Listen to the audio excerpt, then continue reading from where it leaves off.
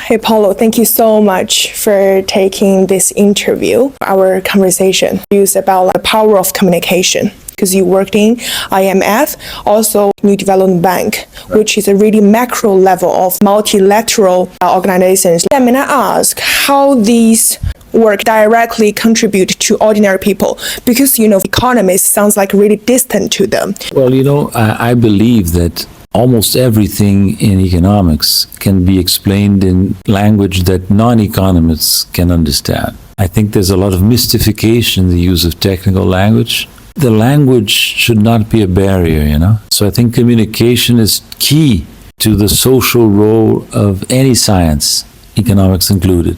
So could you please talk specifically, what are you working on at the moment, so which can directly contribute to people's local life? Well, directly contribute is another matter, but I'm working on something very practical.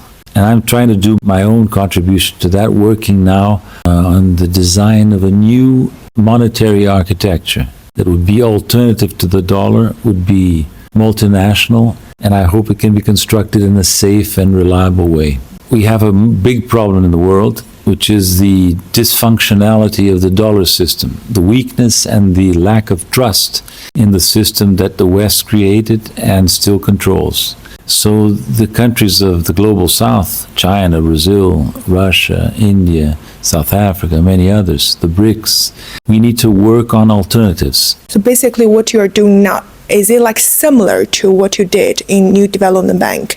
In a sense it is, because I was one of the founding members of the New Development Bank, headquartered here in Shanghai. And we had the objective of creating a new institution that would be an alternative to an existing Western institution, namely the World Bank. Do you think this new institution, how powerful it is nowadays compared to the US dollar systems, and how long you think it will really be able to confront with it with a more powerful status? Start from the following situation. The dollar is in decline. It's now no longer trustworthy, as I said. People know that. So the question is, where will we move to if we're not going to use the dollar so much anymore? So any new currency that a group of countries could create, global South countries, would need to be necessarily an alternative, but not sufficiently strong in the foreseeable future to simply, replace the dollar fully. Now, the dollar will continue to be a currency not as important as it used to be. The renminbi will increase in importance, has increased already, and perhaps part of the scenario could be completed by a new currency created by a group of global South countries. Oh, I see. So basically this new money system is kind of a really multipolar, or is still dominated by a few currencies? If a new currency such as the one I'm trying to propose ever were to be created, it would be part of a multi-currency system, of a multipolar world. So you would have the dollar, the euro, the yen, the renminbi, the real, the ruble, and this new currency, which would be an alternative that we would create for those countries or banks that do not trust the dollar and the euro sufficiently anymore, you see? So it would be a new currency in a multi-currency world of a multipolar world, in a sentence. At the very beginning, New Development Bank, there are 5 countries, and then each country is like 20%, right? It's so equal. There's not like, who is dominating. And then also, like you said, this new money system is also not dominated by a few superpowers. The small countries, they have more power, you think, comparatively? When we created the New Development Bank, we had in mind a more democratic governance among the founding members. So we allocated 20% for each. That was in 2014. 11 years later, we have 10 countries members of the bank. So the share of the founding members in capital has diminished a bit, from 20 to 18, I believe. But they are still dominant, but each one has the same share. In the negotiations, China was insisting very much that it take up a larger share and a larger voting power. But Brazil and other countries were very firm in telling China, no, we want to have an equal share of capital for the 5 founding members, and that view prevailed. China, in the end, accepted this. In exchange for that, China had the headquarters in Shanghai, So this was a negotiation between the founding members. Now, what is the role of smaller countries? If they become members of the New Development Bank, and some are already coming in, they could access loans in better terms, in terms of interest and maturity, than they could in the market, and with less conditionality than they would find in the World Bank or in the regional development banks. Because the bank is structured to permit countries to retain their national plans, to retain their priorities, and not to be subject to a vision that comes from the bank that lends. The bank is here to help, not to guide, not to lead the country into paths the country might not want to pursue. I see. Thank you so much for explaining all this. And then now I want to move to the second part about the topic of the power of communication. So basically, you've spending loads of years, right, working in these like multilateral institutions. So what's the one most important factor for a communication can really solve a problem? If I had to single out one, I would single out truth. The institution needs to be truthful. It cannot misrepresent things. It has to be frank. It has to be transparent. Of course, it's very easy to say this, but very difficult to practice because there are a lot of incentives not to be transparent, not to tell the truth, So institutions often fail because they often do not rise to this high ethical standard. They do not realize the importance. When you say the truth, you may pay a price in the immediate future, but you will gain in the medium and long run. You will conquer trust, confidence. So the main thing for a country, for a person, for an institution is to be truthful and as transparent as possible. Again, I know that this is a complicated philosophical issue, really. There are many pros and cons in what I'm saying, but basically I believe that if you tell the truth, if you're sincere about your objectives and about your behavior, in the end you are bound to be winning instead of losing. I feel like so excited by what you said just now. Yeah, because I'm also a person who really think sincere and truth is really important because that makes everything simple and direct and easy to solve. However, loads of people still practicing zero-sum game in loads of situations because we say, the weak state don't have the right to talk. The soft power is also built upon the hard power. So I really want to ask, how do you view the relationship between this soft power and hard power? In practical reality, soft power is at least partly derived from hard power. But the existence of hard power does not automatically generate soft power. And you may have more soft power than you have hard power. I'll give you an example. Brazil has more soft power than hard power. Why? Because the country is very charming, has a lot of human attributes that foreigners like.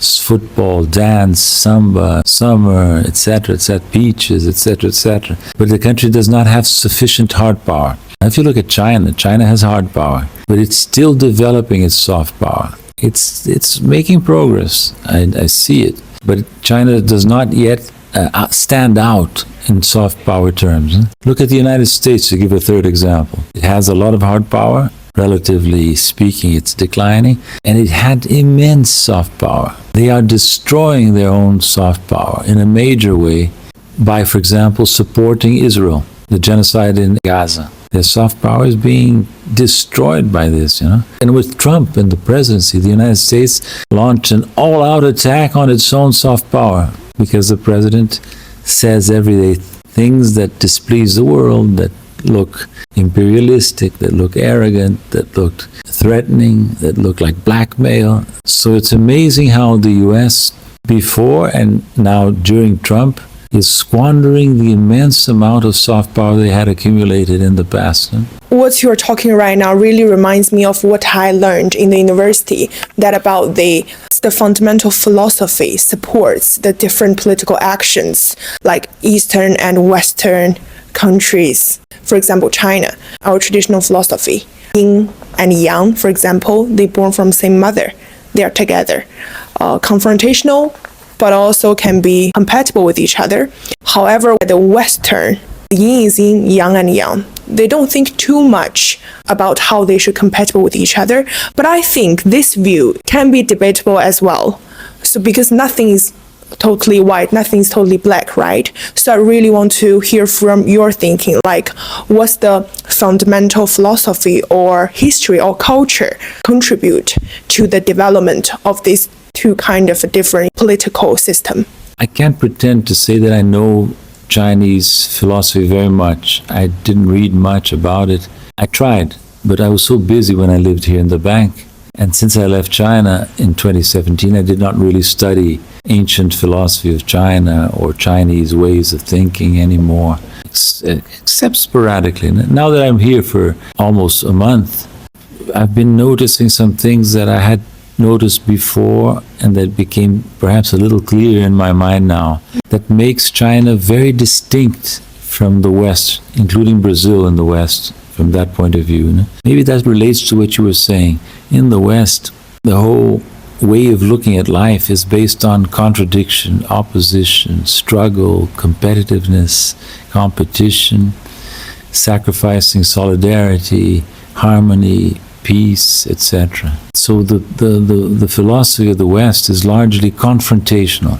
Whereas here in China, looking at the way Chinese choose their words, a lot of emphasis on cooperation, solidarity, harmony, peace, This is very marked, this is very visible, seems very visible, including in the monuments, in the museums, in the ancient sayings. So I believe China may have a word to bring to the world, a contribution to the world's philosophy. Don't rely so much on confrontation, on conflict, on war. Rely on the capacity to realize one basic thing, which is also present in Western philosophy, which is the fact that each individual human being has a common human basis, which makes us able to cooperate, to talk, to interact, even to fight.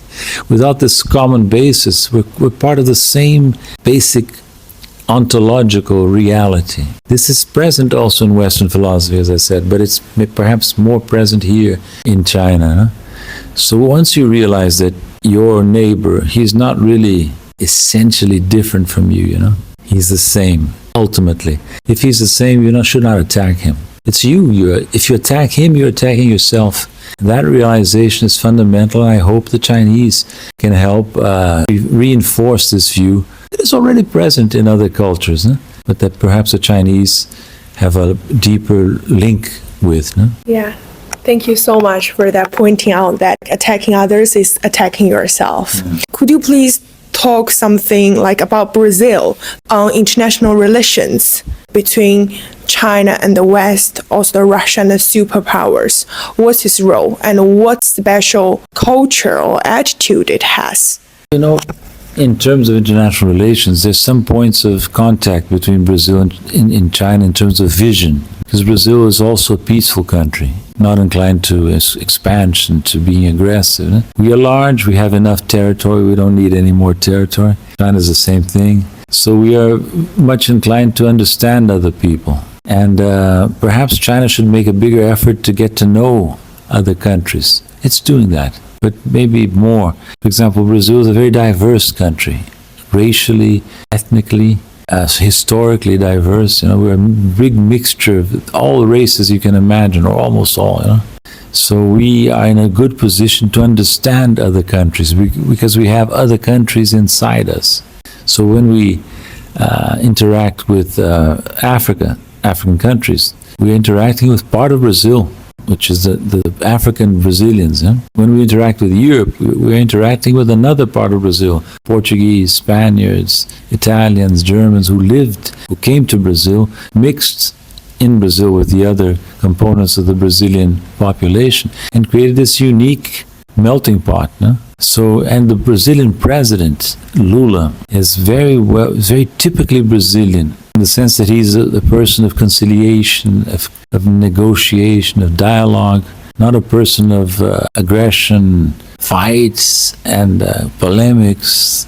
So he's a good Brazilian. And I'm glad that he's the president of Brazil now. No? We've had so many bad presidents in the past. So it's good to have this one. So I think Brazil, if China comes closer to Brazil, people to people, I mean, not only official contacts. Huh? For instance, Confucius Institutes are increasing in Brazil. They could be more present, you know. I think it's I always say to young Brazilians, you know, I say to them, go to China. If I were young, I would move to China and live there. Not forever, but to learn from the Chinese, to get to know something which is very different in very important senses. So, for example, China should continue to be welcoming to foreign students, to exchange programs. And, of course, Brazil should welcome Chinese students, and I think we're willing to do that. The United States is hostile to foreigners now. Okay, come to Brazil. Looking forward. Yeah. Yes. Hope I can also travel to Brazil one day because I haven't been to Latin America yet. Do you believe the world will be more like a unity in the future? The globalization trend will continue?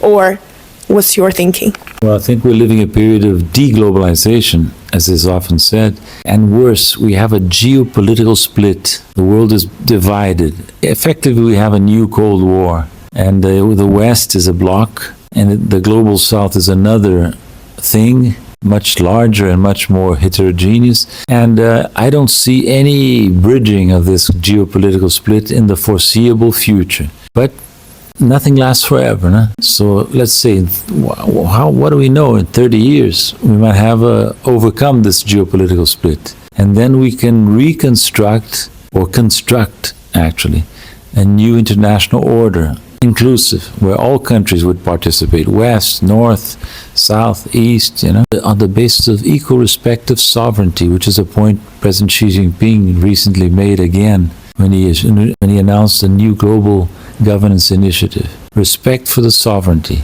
of every country, be it large or be it very small. Learn to know that each small country can bring a contribution to this global thing. But I do not like the idea of unification.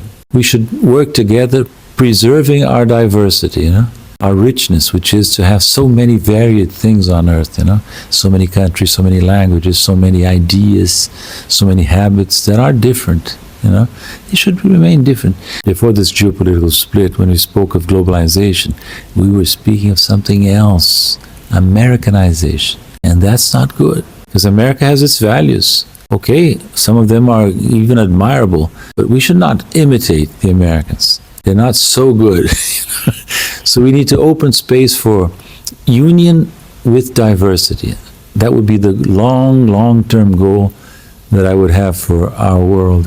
Thank you so much for that. Great talk with you. Thank you so much.